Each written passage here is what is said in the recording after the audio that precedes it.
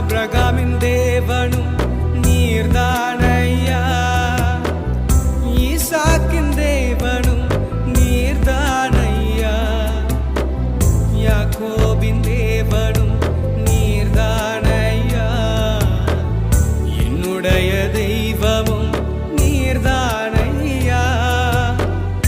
என்னுடைய உழைப்பை யார் வந்து பறித்து கொண்டாலும் என் தலை உயர்த்துபவர் நீர்தானையா.